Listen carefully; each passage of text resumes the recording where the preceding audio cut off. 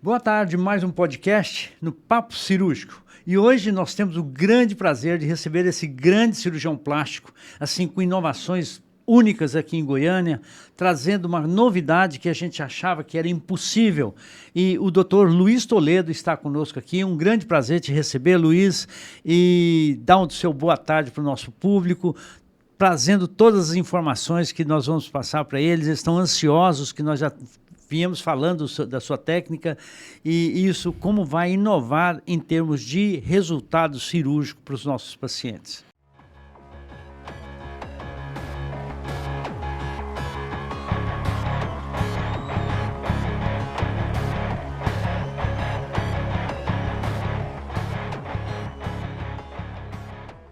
Bom, primeiramente é uma honra para mim estar aqui. Quero agradecer o convite. Gosto demais de bater papo no dia a dia e estar aqui no podcast pela primeira vez. Espero poder participar outras vezes. Obrigado pelo convite. Com certeza. A gente vai tratar temas diversos hoje. Meu foco é o contorno corporal, cirurgias de lipo, abdômen, mamoplastia.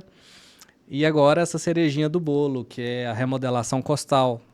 A gente faz um afinamento da sutura através de uma cirurgia minimamente invasiva das costelas. Explica um pouquinho mais sobre essa formação dessa cintura, esse contorno corporal usando o gradil costal, uma coisa que a gente achava há pouco tempo que era impossível a gente mexer, tirar a costela e tudo, a gente achava isso muita agressão e não tem nada a ver, é uma coisa muito simples, muito tranquila, assim, dentro de mãos habilidosas, né?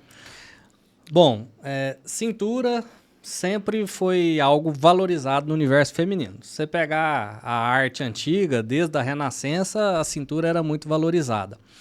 E essas cirurgias de contorno corporal, elas costumam entregar excelentes resultados, mas tem pacientes que, por características do biotipo, não atingem aquele resultado espetacular. A própria gestação, o aumento de peso, o aumento do conteúdo abdominal durante o desenvolvimento do feto fazem a costela abrir um pouco. E o que define a cintura, basicamente, além do peso da paciente, é a estrutura osteomuscular daquela paciente. E no passado, algumas técnicas foram desenvolvidas e eu tinha até um certo preconceito. Técnicas mais invasivas, com corte, com retirada de costela, que trazia algumas consequências, tanto consequências respiratórias, quanto cicatrizes, dor crônica. E aí, num congresso, eu tive a oportunidade de assistir uma aula de uma técnica minimamente invasiva. E eu, o senhor sabe, eu não sou dado a modinhas, não gosto muito. Mas a aula me conquistou, porque através de incisões mínimas, incisões iguais de lipo mesmo, meio centímetro de incisão nas costas, introduzia-se um equipamento específico e através do uso desse equipamento a gente conseguia alterar a angulação das costelas e o melhor de tudo, além do resultado estético, uma técnica com baixíssimo índice de complicações e ausência principalmente de dor. Porque quando a gente fala de costela, a primeira coisa que todo mundo pergunta é o tanto que dói no pós-operatório. Quem já tomou uma pancada no tórax ou chegou a fraturar uma costela sabe que a dor é terrível e prolongada. E nessa cirurgia, inacreditavelmente, o nível de dor é mínimo ou ausente.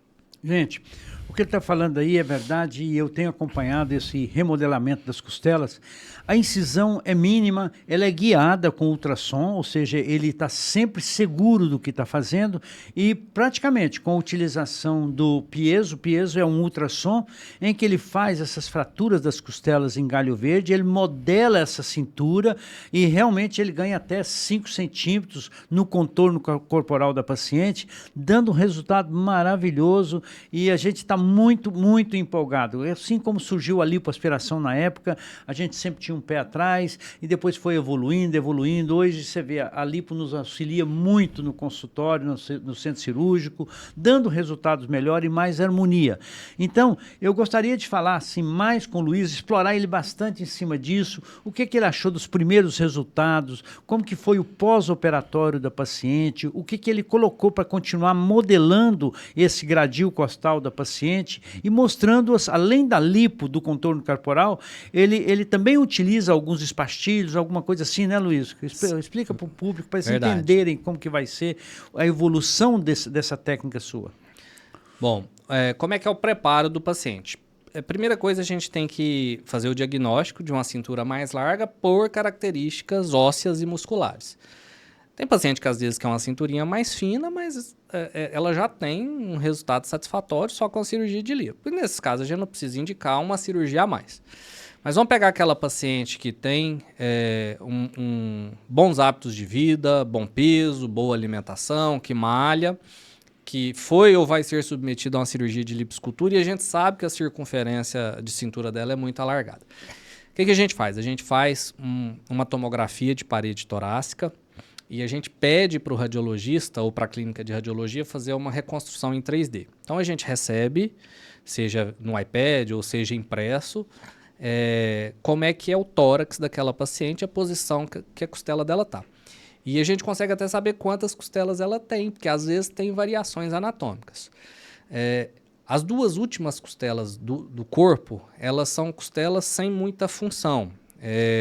São ditas costelas flutuantes.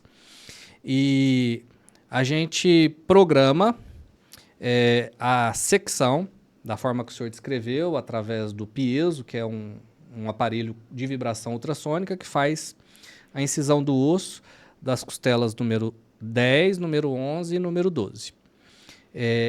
E o piezo é o grande segredo. O piezo ele tem uma frequência vibratória igual à frequência óssea. Ele não lesa as estruturas adjacentes. Então, se eu passar um piezo aqui na minha mão, ele não vai machucar, ele não vai cortar. Se eu passar no osso, o osso imediatamente se rompe. É um aparelho que vem sendo usado há muito tempo na rinoplastia, para as fraturas nasais. E quando aplicado na remodelação costal, o trauma foi tão pequeno que esse é o segredo da ausência de dor. Porque descobriu-se que o que gera dor no trauma de costela é a lesão do periósteo, que é a capinha da costela. O piezo ele não faz isso, justamente porque o mecanismo dele é controlado. Então a gente secciona a costela e na cirurgia a gente faz um arqueamento. Então vamos supor que a costela tem esse nível de abertura, a gente faz uma incisão posterior, na verdade aqui, sente a fratura, força e ela dobra. Só que, na verdade, toda fratura ela é instável. Se a gente não imobiliza de nenhuma forma, ela vai voltar para a posição habitual. Como que é o pós-operatório, então? No dia seguinte, ou uma semana depois, alguns cirurgiões divergem nisso, eu já coloco no dia seguinte, a paciente usa uma cinta compressiva se tiver feito associado à lipoescultura, ou se for só costela, ela usa só o espartilho. É um espartilho de compressão progressiva, então a paciente às vezes precisa comprar 2, 3, 4 espartilhos. E a gente percebe que ao longo das semanas ela vai apertando os feixes, quando aquele espartilho está largo, ela já parte para o menor. Então a minha última paciente começou com M, dentro de poucos dias, acho que uma semana, já foi para um P, foi para o PP e agora ainda teve que entrar na internet para comprar um sob medida, porque já não estava mais comprimindo. Tem gente que fala que chega a ter 20 centímetros de redução. Eu, particularmente, que sou um pouco mais conservador, não busco esses exageros. Mas de 5 a 10 centímetros é praticamente certo que todas as pacientes vão ter ganho. Sentiram? Eu falei em 5, nós já estamos a 10 a 15 centímetros, gente. A promessa cirúrgica tem que ser limitada para não dar falsas esperanças. Resolve porque eu tenho acompanhado o Dr. Luiz nos procedimentos e eu vi o tanto que é em mãos habilidosas, já falei, volto a repetir, a cirurgia é muito tranquila, a fratura das costelas é em galho verde, praticamente com o piezo você não tem sangramento ósseo. Então é uma cirurgia muito segura porque ele faz o controle também dessa fratura com o sistema ultrassônico, né? Então é muito tranquilo. Gente, o Luiz ele é um inovador. Ele adquiriu agora aparelhos fantásticos para a Belcorp e nós estamos muito orgulhosos disso. em que vai auxiliar os cirurgiões plásticos a ter melhores resultados. Assim como nós tínhamos adquirido o Renuvium, que nos auxilia bastante, o Luiz foi atrás e trouxe mais aparelhos para nós, ou seja, a Belcorp está muito orgulhosa dos aparelhos novos que nós temos e os resultados cada dia melhor. Fala um pouquinho dos aparelhos também, Luiz, porque está todo mundo curioso, querendo saber. Bom, primeira coisa é que lipo é a minha favorita, isso eu não escondo. Eu acho que minha estatística, mais de 60% das minhas cirurgias são cirurgias que contêm lipoaspiração e lipoescultura. Outro aspecto que eu considero, a boa lipo depende primeiramente de um bom cirurgião de lipo. Mas as tecnologias, de fato, elas podem agregar. Elas não são definidoras do resultado. Eu acredito que a expertise do cirurgião na lipoescultura vai definir as lipos bonitas, mas as tecnologias vão permitir lipos ainda mais belas e mais seguras. O que nós temos agora? A lipo, na verdade, é a cirurgia mais tecnológica que existe, né? Antigamente, a lipo era feita no braço, com força, o suor escorria. Aí desenvolveram os sistemas de aspiração vibratório, que basicamente tecnologia para vibrar e diminuir esforço do cirurgião e diminuir tempo cirúrgico. Isso todo mundo já tem. Depois desenvolveram algumas tecnologias tanto para redução de trauma cirúrgico, redução de riscos e melhora da flacidez de pele. Então, qual que é o nosso protocolo atualmente? Para as pacientes que apresentam lipos repetidas, que a gente chama de lipo secundária ou terciária, pacientes que apresentam quadros de fibrose por lipo prévia, ou pacientes que apresentam um maior percentual de gordura, a gente tem disponível a lipo ultrassônica. A mesma tecnologia do piezo da costela é utilizada também na gordura. Um aparelho que vibra na frequência da gordura e ele emulsifica a gordura. O que significa? Ele dá uma dissolvida na gordura. Mais ou menos 20 minutinhos na frente, 20 minutinhos nas costas. Na sequência da aplicação desse aparelho chamado Safer, a gente faz a aspiração com o vibrolipo normal e a gordura vem mais amarelinha, com menos sangramento. Lembrando que toda lipo sangra um pouquinho, por isso que algumas pacientes desenvolvem anemia, então esse aparelho diminui o sangramento. E como ele dá uma derretidinha na gordura, a aspiração é um pouco mais fácil. Aquela paciente que tem muita fibrose de lipo prévia, ela tem uma aspiração um pouco mais tranquila, menos traumática. E a gente sabe que quando a gente tira a gordura, a gente dá uma desestruturada no tecido. Algumas pacientes vão desenvolver um pouquinho mais de flacidez pela retirada da gordura. É o princípio do balão cheio e vazio. O balão vai esvaziando, ele vai ficando mais mole. E algumas pacientes já vêm para a cirurgia com um grau de flacidez. As tecnologias de retração de pele existem múltiplas, mas eu foquei no jato de plasma. Uso atualmente o argoplasma, que tem o objetivo de reduzir a distância da pele para o músculo, porque a gente tirou a gordura que está no meio. Ele serve basicamente para dar uma colada na pele. Ele está falando de lipo, mas assim, é muito habilidoso com as mamas do Luiz também ficam maravilhosas, tem uma habilidade muito grande de pegar o feio e tornar bonito, né? As próteses também, a fixação de mama dele fica muito bonita com a inclusão de próteses, apesar que agora nós estamos fazendo muito explante, né? Tá assim um boato muito grande, o pessoal tirando muita prótese, mas não tem nada comprovado ainda que faz mal, ou seja, a gente escuta o paciente, ele está cismado e quer tirar a prótese, a gente tira, fixa a mama, mas o Luiz também tem uma habilidade muito grande em fazer fixação de mama e colocar prótese. Ele vai falar um pouquinho da técnica, o que ele faz, como que ele escolhe, o que ele faz do sutiã interno. Eu volto a frisar sobre o sutiã interno, mama em L. Ele tem opiniões pessoais dele e ele vai passar para a gente. E vocês que são pacientes dele, pretendem operar com o Luiz, escutem e ele vai dar umas informações muito boas a respeito dessas técnicas para vocês e para nós. Bom, de fato eu gosto de cirurgia mamária. Algumas mamas são desafiadoras, mas quando você consegue fazer uma mama muito bonita, aquilo traz uma sensação de dever cumprido, uma satisfação pessoal enorme. Eu basicamente faço 2 técnicas de mamoplastia, acredito que cada uma tem a sua indicação. Ou eu uso próteses texturizadas em dual plane, abaixo do músculo, para as pacientes que apresentam essa indicação, ou eu uso próteses de poliuretano acima do músculo. O que eu observo? No Brasil, principalmente em Goiás, é cultural. A mulher goiana e a mulher brasileira gostam de um colo mais marcado. E eu defendo que uma prótese acima do músculo vai marcar mais o colo porque ela está mais superficial. A distância dela para a pele está menor, então naturalmente o polo superior fica mais visível. Eu diria que 70% das minhas mamoplastias são com prótese de poliuretano acima do músculo. E por que eu uso poliuretano? Porque ele é mais aderente. A estabilidade dessa mama a longo prazo vai ser maior. Sutiã interno.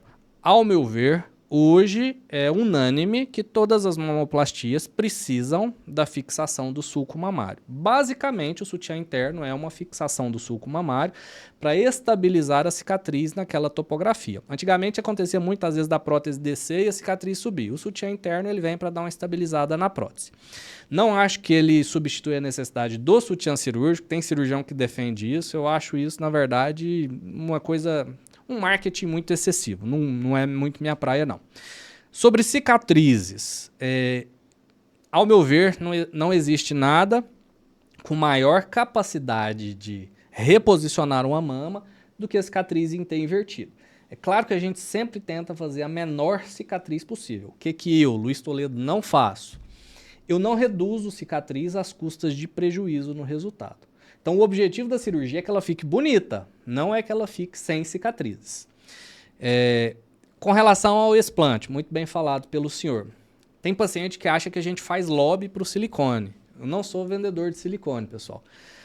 Na verdade, a cirurgia do explante é uma cirurgia a mais para eu fazer. Então, é um mercado a mais que eu posso explorar.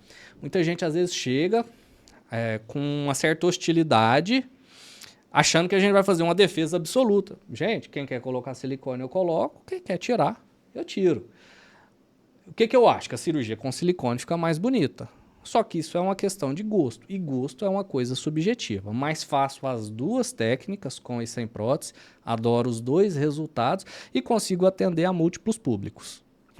Voltando um pouquinho ao que o Luiz falou, sobre prótese de poliuretano. Qual é a vantagem dessa prótese em relação às próteses texturizadas? Eu, como cirurgião já mais antigo, eu tenho visto que as próteses texturizadas, aquelas mesmo em dual plane, às vezes você acha essa prótese, ela dá uma cambalhota natural, a texturizada. Já a poliuretano não, ela adere na região colateral e ela não dá essa coisa. Às vezes você vai te fazer um explante da mama, uma prótese está virada e a outra está na posição normal.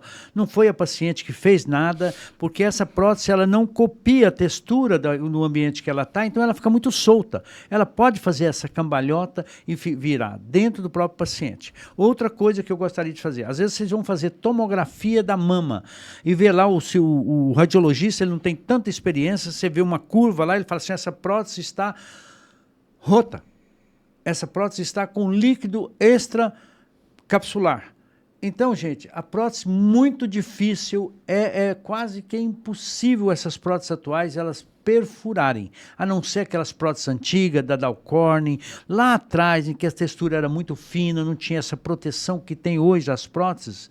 Então, é muito difícil essa prótese perfurar. Mas, às vezes, pela experiência do radiologista, às vezes ele engana e fala para o paciente, essa prótese está rota, e você vai abrir e não está. Ela está com um líquido extravasado, um líquido que há um exudato entre a prótese e o tecido adjacente da cápsula, e dá esse aspecto de prótese rota, e ela não está rota. Gente, é muito importante vocês terem essa tranquilidade quando forem consultar o seu cirurgião, né, Luiz? Lembrando que prótese não tem mais data de validade, né? No passado, a recomendação era fazer uma mamoplastia com troca de prótese a cada 10 anos.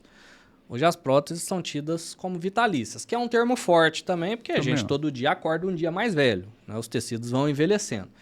Mas o que a gente sabe é que se uma prótese não apresentar problema, ela pode permanecer no corpo da paciente. E como que vai diagnosticar problema? Se a paciente sentir alguma coisa e o cirurgião plástico perceber no exame físico, ou se ela fizer algum exame ginecológico de rotina e esse exame mostrar alteração. E como o senhor bem disse, nem todas as alterações que o exame mostra vão ser significativas.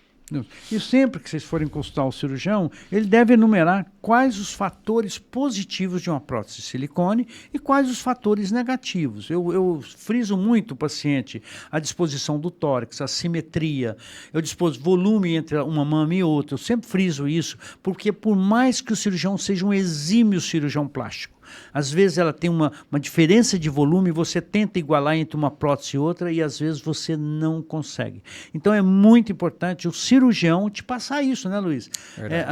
Os problemas inerentes ao processo cirúrgico que pode acontecer antes de você colocar uma prótese. Até isso em relação à extrusão, infecção, encapsulamento, tudo isso tem que ser frisado com o seu cirurgião plástico antes de você submeter à cirurgia.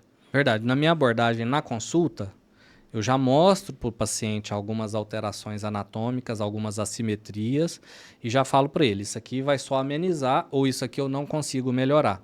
Porque o paciente, antes de operar, a paciente ela passa 5 segundos se olhando no espelho. Depois que ela está bonita, operada, ela fica meia hora se olhando. Então ela passa a ter mais percepção de alguns defeitos, entre aspas.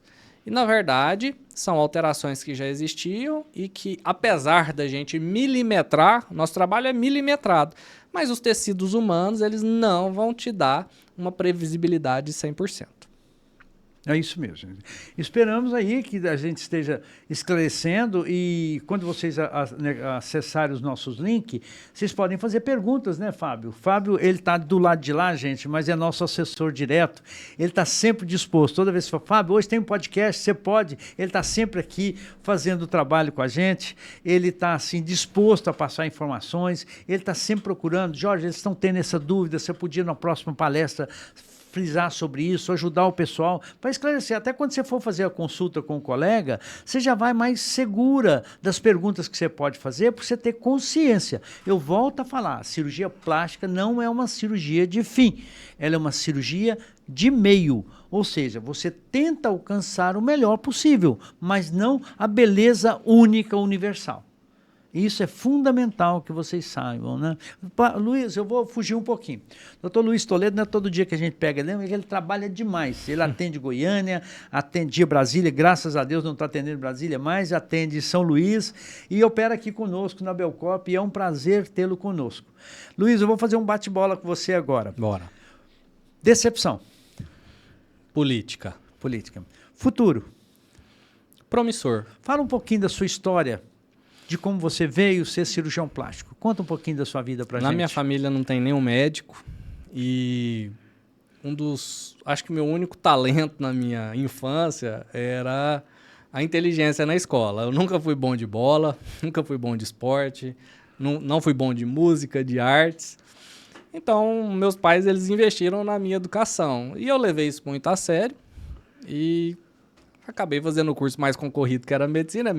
É quase que natural, né? Você era o melhor aluno da sala, você fazia ou engenharia ou medicina, sem menosprezar os demais cursos, claro, mas isso era cultural no passado. Eu já tenho 36 anos, isso foi há 20 anos atrás, e era desse jeito que funcionava. Entrei na faculdade, fiz federal aqui em Goiânia, e foi, acho que, o sonho realizado da minha mãe e do meu pai. Meu pai não pôde acompanhar, ele faleceu no meu primeiro ano de faculdade, então ele não me viu médico. O sonho de ser médico, então, basicamente, veio dessa questão da minha habilidade acadêmica em si. E a vontade pela cirurgia plástica, ela foi bem precoce na faculdade. Quando eu fiz técnica operatória, que a gente acha que faz no segundo ano de faculdade, eu já sabia que eu queria uma especialidade cirúrgica e pouco à frente eu defini que era a cirurgia plástica. Cursei a cirurgia plástica no Hospital das Forças Armadas, em Brasília. Tive a oportunidade de trabalhar com cirurgias reparadoras, principalmente no SUS, mas o HFA também abriu uma porta enorme para cirurgias estéticas, que é um pouco raro nas residências de cirurgia plástica, né? As residências costumam focar muito nas cirurgias reparadoras, e eu tive o privilégio de fazer uma residência que tinha uma equivalência entre as duas. Eu tinha muito volume de cirurgia reparadora e tinha muito volume de cirurgia estética. Então, eu saí da residência com uma bagagem boa. Vim embora para Goiânia, realmente não consegui ficar em Brasília, e divido hoje meu tempo entre Goiânia e São Luís de Montes Belos. São Luís eu atendo um dia na semana, só faço atendimento, e o restante da semana eu faço atendimento e cirurgia aqui em Goiânia. E não, para ser sincero, não me vejo fazendo outra coisa na vida. Eu adoro ser cirurgião plástico. Hobby hoje. Você já viram que é operar, eu já senti que é operar. Quando eu tenho um tempinho, o meu hobby é ir para fazenda para fazer nada. Né? O povo pergunta, o que você faz quando você tá... Não, eu faço nada. Eu fico deitado, fico na rede, fico assistindo TV, fico olhando a natureza. Meu hobby é fazer nada na fazenda. Um exemplo que eu posso, né?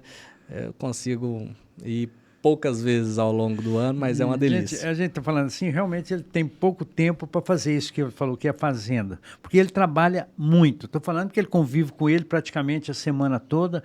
E eu sei da atividade dele e das pessoas que trabalham com ele. Ele está sempre ligado, sempre preocupado com os pacientes em dar o melhor dele e dar o melhor resultado dele. Isso eu convivo com todos os pacientes dele e a gente conversa nos corredores, conversa com as funcionárias dele, a equipe dele é muito bem formada, uma equipe maravilhosa, uma equipe simpática, está sempre agradando os pacientes, ou seja, está sempre procurando resolver o problema do paciente que vai ser submetido à cirurgia ou que se submeteu à cirurgia.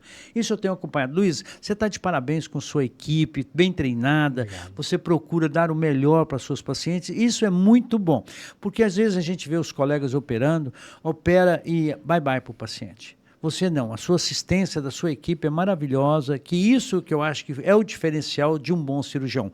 Nós não somos perfeitos. E quando a gente não consegue a perfeição, porque a gente vai atrás, procura satisfazer a paciente dentro das nossas limitações. Né? Nós temos um limite, a gente não pode oferecer mais do que nós oferecemos, nós podemos oferecer. Então eu vejo que a sua preocupação em resultado, em agradar o melhor, em dar o melhor para os seus pacientes, isso é peculiar de você, Luiz. Você está de parabéns e que Deus continue te protegendo para você e os seus pacientes. E a Belcorp está do seu lado, você sabe disso, né? Bom, obrigado pelo elogio, eu fico honrado. E a gente está sempre se espelhando em vocês também. O senhor tem uma carreira brilhante e não deixa de ser uma inspiração para nós. Acredito que o senhor enfrentou o início da cirurgia plástica em Goiânia. Imagino que era um ambiente bem ciumento, né? Poucos cirurgiões. Mas hoje já superou muito isso, graças a Deus, acabou muito. E o senhor venceu, e a gente está aqui para vencer também.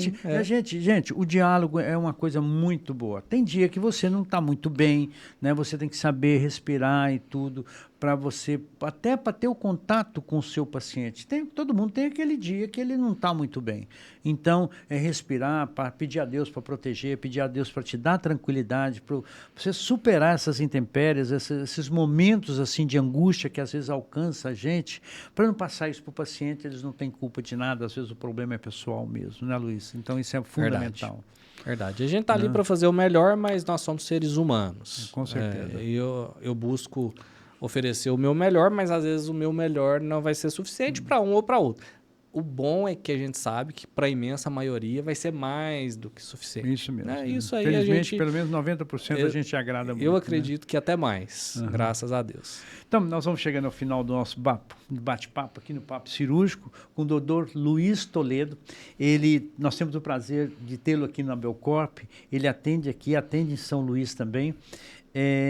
Ele está pronto para responder as perguntas, ele tem uma equipe maravilhosa que está sempre atenta às perguntas das pacientes, ou seja, respondendo, e eu vejo elas comunicando com ele, doutor Luiz, o que a gente faz, o que podemos fazer aqui e ali. Então, ele é um médico que veio para ficar, ele é um cirurgião plástico que veio para ficar e vai marcar presença nesse nosso Goiás, porque tem muita gente fora vindo procurar o Luiz, e agora, principalmente com essa inovação, essa menina dos olhos nossos, que eu estou encantado com o afinamento de cintura, a procura está muito grande e eu espero que ele continue tendo o sucesso que ele está tendo justamente com esse contorno corporal. Então, meu muito obrigado, vou deixar para o doutor Luiz Toledo dar as despedidas de vocês e esperando que vocês tenham esclarecido muita coisa a respeito da cirurgia plástica. Bom, primeiramente, obrigado pelo convite. Adorei participar. Pode me chamar outras vezes que eu venho. E para mim é uma honra estar na Belcorp e próximo do senhor. Estou sempre aprendendo, tanto com o senhor quanto com os outros colegas. Muito obrigado. Antes de eu me despedir, uma característica da Belcorp é um time que se ajuda. Um cirurgião ama ver o sucesso do outro. Então, isso é uma energia muito boa para a gente. E para os colegas também, gente. Os colegas que estão nos assistindo, nós estamos aqui, nós estamos juntos de vocês.